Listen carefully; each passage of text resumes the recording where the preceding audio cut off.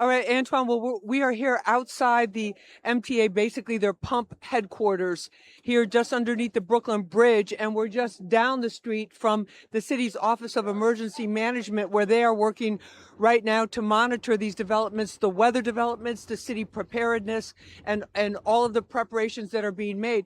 Now, in terms of the flooding situation, you talked about round one. This is one of the big problems that we've been having in New York with the rain, the heavy rains, the flooding that ensues afterwards. So earlier today, we were here inside the pump station headquarters, the CEO of the MTA, John Lieber, explaining that the problems that they've had in the past is obviously the city infrastructure, meaning the streets themselves, the actual drains that are there.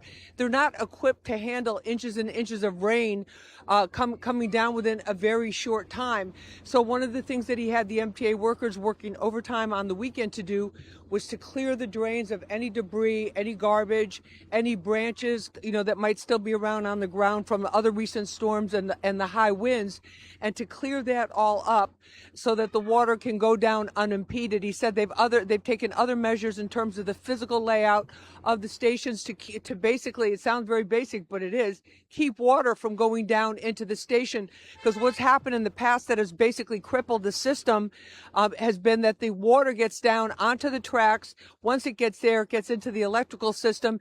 It totally shuts down the electrical system in the subway when it gets wet. And he said that actually that can have an impact as well for the buses, which the buses, pick up a lot of slack, whether it's heavy snowstorms that we've seen or heavy rainstorms. The buses usually keep chugging along and keep moving along and get people from point A to point B. So they have these pumps now. They have trucks. They have trucks that carry 5 pumps per truck, and they're able to send them immediately, like a rapid response of pumping wherever they start to see the water accumulating. So they said they've done everything they could possibly do in terms of preparation, just short of rebuilding the whole the drainage system and things that are very long-term solutions. But in terms of the immediate threat of the heavy rains, the flooding, and shutting down the subway system, which is so critical to everything, every aspect of life here in New York City, that's what they've done. Now, let me show you some video that we got a close hand look earlier today at the inside the pumping station. They were showing us some of these pumps it's basically like any kind of water pump that you see when there's a flood, but they're heavy duty. They can mobilize them quickly.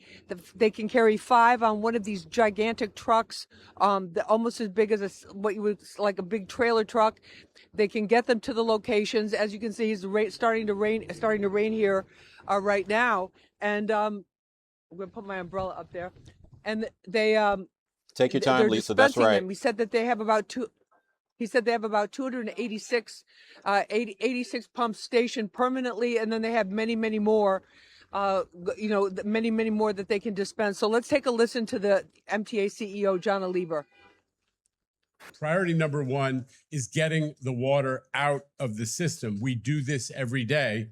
13 million gallons of water are removed every day from the subway system through our pumping infrastructure. The problem is that storms are getting more frequent and more intense. New Yorkers know this. And they're increasingly overwhelming the city of New York's sewer infrastructure.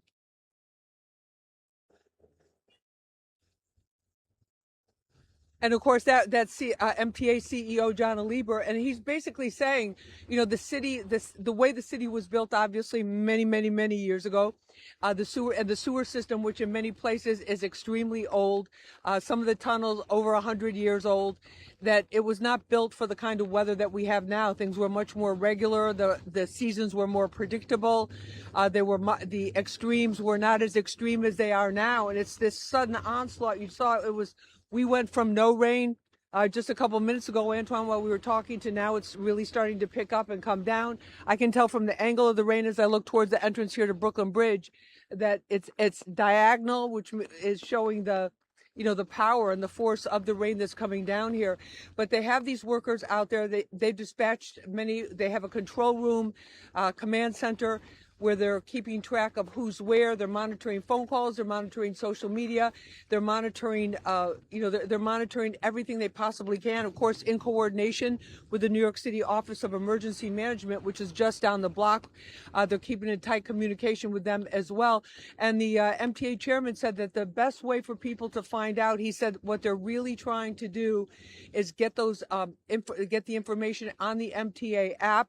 He said that they have a feature on the MTA app where you can customize it to what particular borough, to what particular location and line, area, neighborhood, train line that you're interested in, so that you can get real-time alerts if the service does shut down. Because, Antoine, we've seen in the past when they have the problems with the trains, they try to get buses there, MTA buses there immediately to pick up the slack for the people. But that's the latest from here. Antoine, back to you. Lisa, before you go, thank you so much for that. We just want you, Lisa, to do double duty, if you would. Just can you talk about what you're seeing right now? We noticed that you put the umbrella up, and we want to, of course, thank all of our viewers that are joining us now on Fox 5 as opposed that were watching us initially on Fox Local. But Lisa, just tell us what you're seeing right now. Well, right now, the rain is starting to come down more steadily.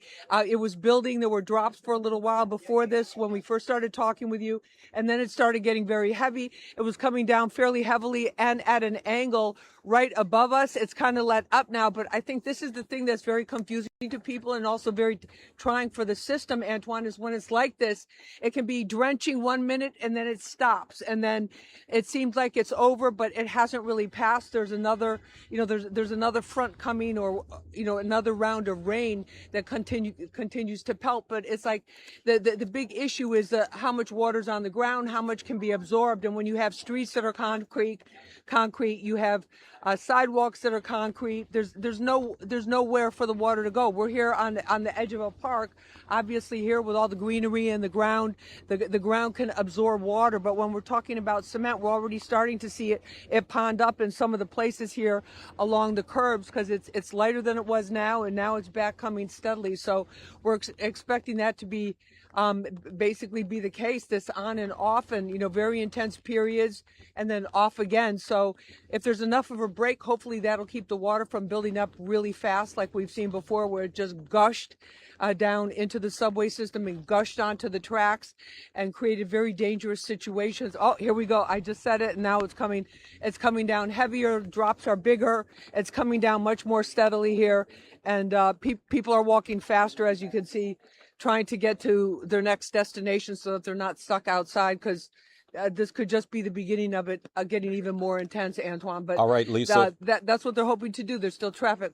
We're going to let you ahead. go. I'm sorry. No, Lisa, because you said it's starting to come down. So we're going to let you go, and you and the crew also take shelter and just be as careful as you need to be. Lisa, thank you so much for that report, you and the team that's out there with her. As Lisa was just talking about what the city's readiness was for the multiple rounds that we're expecting, Mike Woods was telling us earlier that we've already been through round one. So this is the beginning stages of round two.